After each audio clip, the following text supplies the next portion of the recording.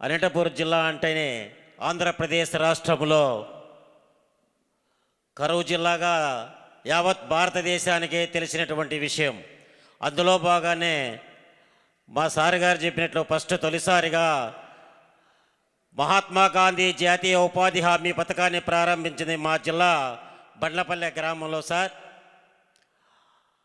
అయితే ఈ ఉపాధి హామీ వచ్చిన నాలముటి తమరు ఎన్నోసార్లు మేము చూసాం సార్. మీరు చాలా అప్పటి దూరంగా ఉన్నప్పుడు కూడా కూలీలను ఏ విధంగా మేము సినిమాల్లో కూడా చాలా విషయాలు మేము చూసాం. కూలీలను గట్టెక్కించే మార్గం ఏమైనా ఉందా అని ఎన్నో స్లైడ్స్ చూసాం సార్. అలాంటి రోజు ఎప్పుడు వస్తుందని మేము ఎదురు చూసిన రోజు ఈరోజు ప్రత్యక్షంగా చూస్తూ మా జిల్లాలో ఒకే ఒక నిదర్శనం సార్.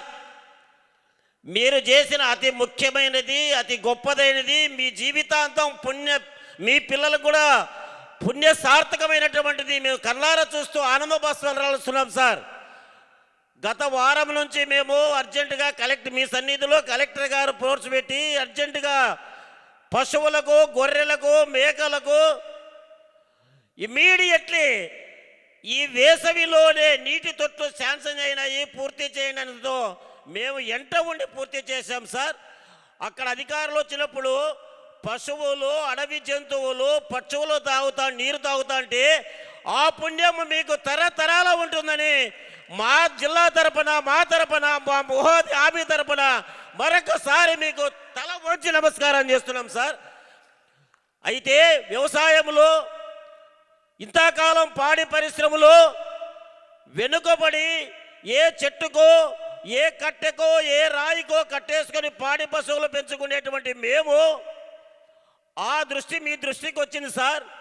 మాకు ఈరోజు గోకులం నిర్మించి పాడి పశువులు రాష్ట్రంలోనే పాడి అభివృద్ధిని ముందుంచినటువంటి మీకు మరొక్కసారి మీ తరపున మా గ్రామ ప్రజల తరపున మరొకసారి ఉపాధి హామీ సిబ్బంది తరపున మీకు మరొకసారి ధన్యవాదాలు పాదాభివందనాలు సార్. ధన్యవాదములు సార్. సంతోషం సార్. అవకాశం ఇచ్చినటువంటి పెద్దలకు మా ఉప ముఖ్యమంత్రి గారికి మరొకసారి పాదాభివందనాలు. నమస్కారం సార్. ధన్యవాదములు.